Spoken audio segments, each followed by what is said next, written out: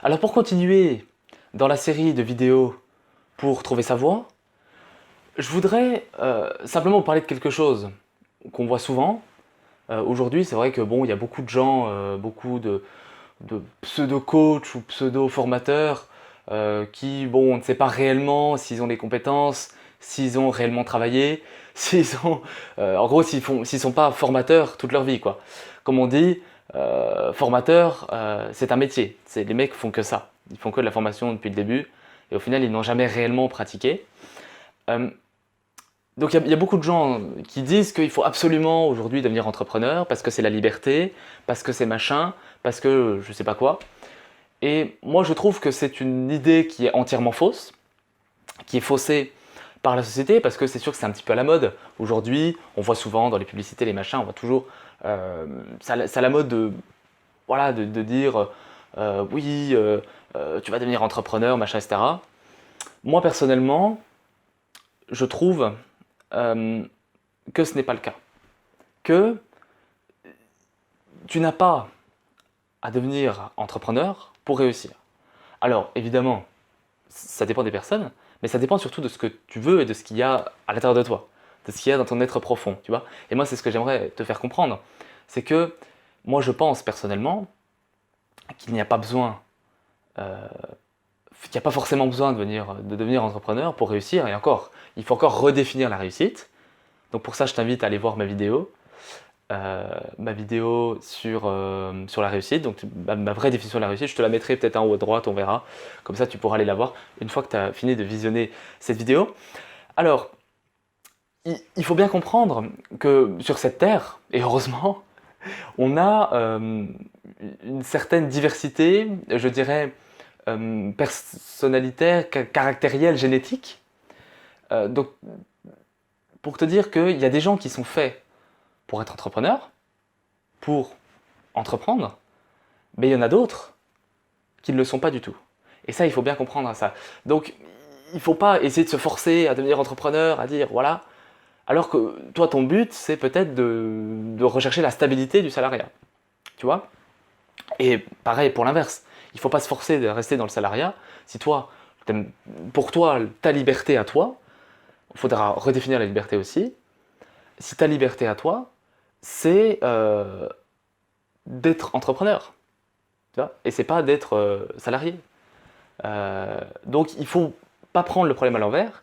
Il faut bien, on va dire qu'en fait, devenir entrepreneur ou être entrepreneur ou salarié dépend entièrement de notre personnalité, dépend entièrement de la personne qu'on est et du contexte dans lequel on évolue, mais ne dépend pas de la société ou de ce qu'on vous dit de faire en fait. Ça dépend de vous, de toi. Je sais pas pourquoi je me mets à vous voyez, mais bon. En gros, ça dépend de toi. Et ça, il faut bien le comprendre. C'est que ça dépend de ce qu'il y a à l'intérieur de toi, de ce qu'il y a à l'intérieur de toi dans un instant T. Ça ne veut pas dire que aujourd'hui tu vas être salarié, ça ne veut pas dire que dans 10 ans tu ne voudras pas devenir entrepreneur. Tu vois, ça n'a rien à voir. C'est contextuel. Alors il y a un côté personnalitaire, il y a un côté génétique, je dirais quasiment génétique, mais bon, même si c'est pas entièrement vrai. Mais il y a aussi un côté environnemental. Donc tout ça pour dire que peut-être que dans 10 ans, tu diras ouais, moi j'en ai marre, tac, je quitte mon boulot de salarié, je deviens investisseur ou entrepreneur ou j'en sais rien. Tu vois. Et il faut bien comprendre ces choses-là, et inversement d'ailleurs. Hein. Si ça se trouve aujourd'hui tu es entrepreneur, peut-être que dans 10 ans tu diras moi j'en ai marre, je revends ma société là, je supprime mon business, j'enlève les chaînes YouTube, le machin, et je redeviens salarié. Et ben très bien. Moi ça me pose pas de problème.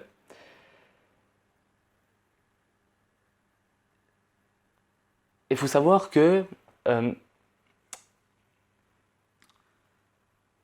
tu n'es pas obligé de devenir entrepreneur. Moi, je me base notamment sur la théorie MBTI des personnalités, donc notamment mon ami Charlie, qui peut te faire un coaching, mais bon, ça, je n'en parlerai pas ici parce qu'il ne m'a pas trop autorisé à en parler, donc je ne l'ai pas demandé, donc on verra ça plus tard. Peut-être que j'en parlerai. Euh, tu peux parfaitement être libre. D'ailleurs, moi, c'est vraiment ce que je voudrais évoquer aujourd'hui, en étant freelance ou salarié. Alors, freelance, c'est quoi? Freelance, moi, je suis entre guillemets un peu freelance aujourd'hui. C'est tout simplement le fait de d'être quand même libre finalement. Enfin, tu ne dépends pas d'un patron, mais tu dépends de tes clients. C'est le fait de rendre un service pour des clients. Alors, par exemple, moi je sais que je faisais du copywriting, donc du marketing, de la rédaction de marketing, donc de la persuasion avec les mots. Je faisais beaucoup ça. Et donc forcément, tu n'es pas forcément dépendant d'un patron, tu n'es pas dépendant d'une situation, d'un point géographique, tu n'es pas dépendant de tout ça, mais par contre, tu es dépendant, entre guillemets, un petit peu de tes clients. Ça veut dire que tu vas travailler un petit peu au bon vouloir de tes clients. Donc ça revient plus ou moins au même, enfin pour moi, hein, après. Mais bon, en tout cas, sache que tu peux aussi faire ça. Si jamais toi, ce que tu recherches, c'est la liberté géographique, mais tu penses que il faut que tu aies un, comment dire, il ne faut pas que tu sois perdu dans la nature et que ce soit toi qui te démerdes, parce qu'entrepreneur, c'est un peu ça. Il faut que tu dépendes finalement de clients ou d'une plateforme. Alors après, je sais qu'il en existe plusieurs, plateformes de freelancing, comme Fiverr, 5euros.com. Et si tu sens que tu veux être dépendant d'une plateforme, de quelque chose, tu peux devenir freelance. Et je te le dis, pour être un petit peu dans le domaine, il y a un très très gros marché. Et vraiment très gros. Donc moi, je te dis, ça peut être sympa. Autre chose, il faut savoir qu'aujourd'hui, entreprendre, ça fait vendre. En fait, voilà, on vous dit à chaque fois, voilà, entreprenez, devenez libre, devenez machin. Après, la question, c'est pour ça que je voudrais revenir un petit peu sur la définition de la liberté. C'est qu'aujourd'hui, est-ce que toi, ta liberté, c'est pas simplement avoir une stabilité? Est-ce que pour toi, la liberté, c'est pas ça? Avoir simplement la stabilité de l'emploi, tu peux pas perdre ton boulot facilement, tu es toujours payé, parce qu'un entrepreneur, il n'est pas toujours payé, il y a des fois, il ne se paye pas, il y a des fois, d'un mois à l'autre, ça peut varier. Hein, un mois, il peut faire 10 000 euros, et l'autre mois, il peut faire 1 500. Et ça, quand tu es salarié, tu le sais pas, ça. Parce que quand tu es salarié, tu fais toujours plus ou moins, tu as toujours plus ou moins le même salaire, et ça peut que évoluer à la hausse, ça ne peut pas baisser, en fait. Alors que quand tu es entrepreneur, ça peut très bien monter, comme beaucoup baisser, hein, forcément. Donc,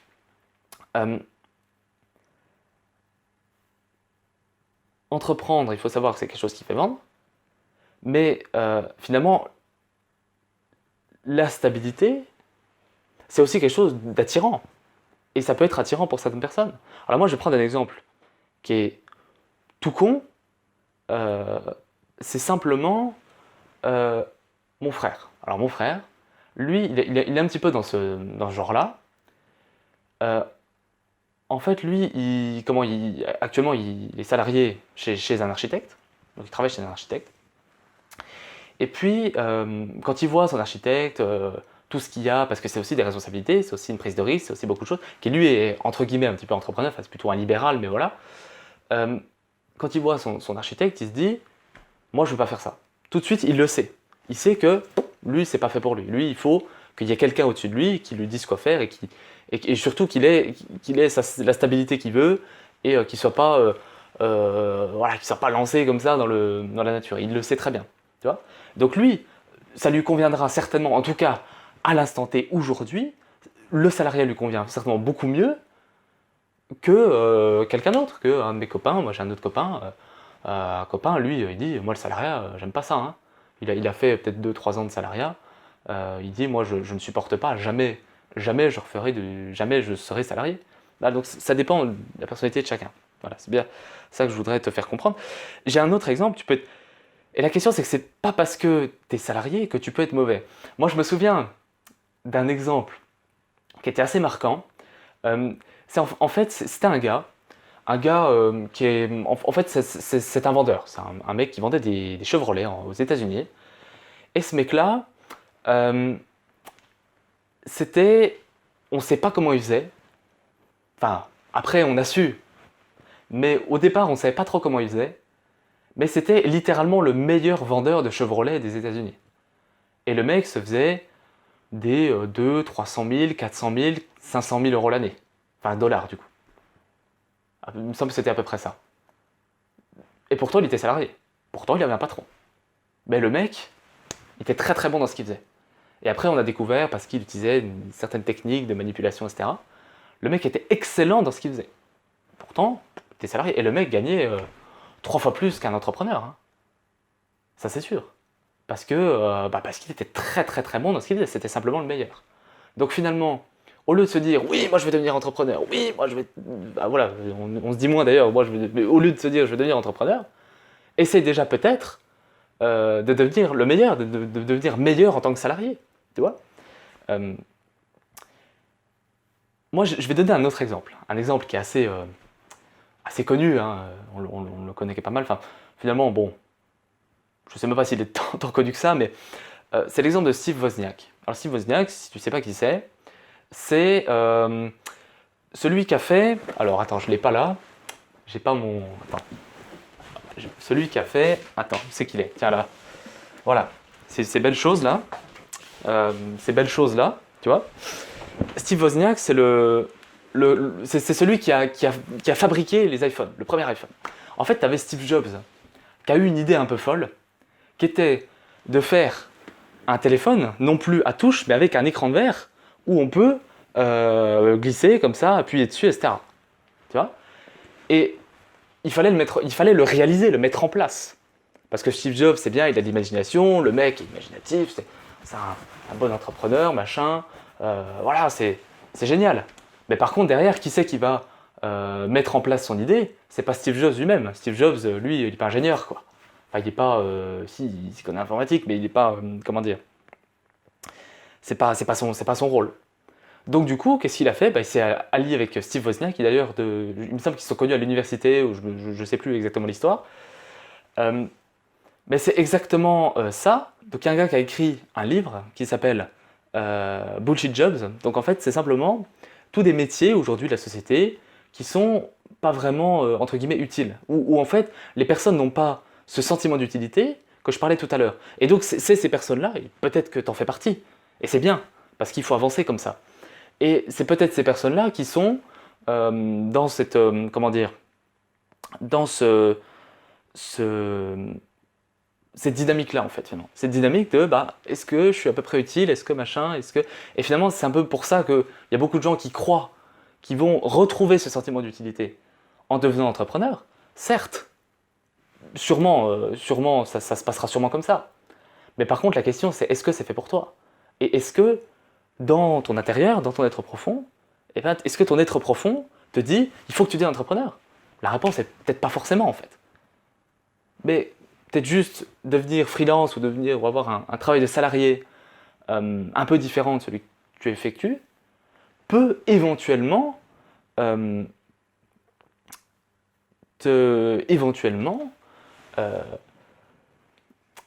simplement te faire retrouver ce sentiment d'utilité et finalement être utile à la société. Et ça, c'est important. Tu vois. Moi, par exemple, en faisant mon coaching, mes vidéos, je suis utile aux gens parce que je vais t'aider. Et moi, ça me fait plaisir de t'aider. Et je me sens utile. Donc du coup, moi, je suis heureux, je suis bien, je me sens bien là. Et puis après, je peux te reproposer du contenu et continuer à t'aider et continuer à me sentir utile. Et toi, dans ton activité, peut-être ta nouvelle activité, que sais-je, tu seras certainement aussi, tu auras une utilité différente, mais une utilité quand même. Et tu seras aussi utile. Et c'est ça finalement, qui va faire que le monde va continuer. Et que toi, tu vas te sentir bien et tu vas te sentir en harmonie avec ton être intérieur, avec toi-même. Parce qu'il y a beaucoup d'entrepreneurs qui ne sont pas forcément heureux. Pourtant, ils gagnent peut-être beaucoup d'argent, ils ont peut-être ce sentiment d'utilité. Mais il ne faut pas confondre le sentiment d'utilité et le fait d'être entrepreneur ou salarié. C'est pas du tout la même chose. Alors moi, je voulais finir un petit peu cette vidéo sur une autre petite histoire. La société, moi je voulais te parler de la société British Airways. Alors British Airways, ces avions, bien sûr, qui aujourd'hui aurait bien besoin d'économiser de l'argent d'ailleurs, avec la crise. Mais donc en fait, British Airways, un salarié de British Airways, leur a permis d'économiser plus de 800 000 euros. 800 000 euros par an. Comment a-t-il fait? Donc, ça revient un petit peu à ce que je disais, mais il a simplement proposé de détartrer les tuyaux des toilettes des avions. C'est tout bête, hein. Et en fait, il a fait gagner un poids considérable aux avions, et du coup, ça fait des économies. Pourtant, il est salarié. Et le mec, il a réussi quand même à faire économiser quasiment 1 million d'euros par an. Alors certes, c'est peut-être pas énorme pour une société aussi grande, mais tu vas me dire que c'est pas négligeable quand même. Il a réussi à faire économiser 1 million d'euros par an quasiment, à une grande société. Pourtant, ça reste un salarié. Donc tu vois, je veux te prouver qu'il y a des salariés qui sont très très bons. Il y a des gens qui ont vraiment une expertise. Et tu vois, ce monsieur-là doit avoir une expertise. Alors je ne sais pas s'il a une expertise dans les toilettes ou j'en sais rien, j'ai pas réellement son CV en main, mais j'imagine, voilà, que c'est quelqu'un de très très bon. Et paf, un truc tout bête comme ça, bah, il a réussi à... Et j'imagine qu'il a fait plein d'autres choses. Voilà. Euh, on va conclure pour cette vidéo. J'espère qu'elle t'aura plu. Si c'est le cas, n'hésite pas à me le faire savoir dans les commentaires, mettre un petit pouce bleu, t'abonner, ça on sait. Je te souhaite une très bonne continuation. Regarde dans la description si jamais ça t'intéresse, si jamais tu veux changer de voix, tu veux trouver ta voix. Je t'ai laissé le lien du coaching. Tu pourras me contacter. Et puis on se fait ça. Coaching d'1 heure, tu verras, tu ne seras pas déçu. Allez, à bientôt.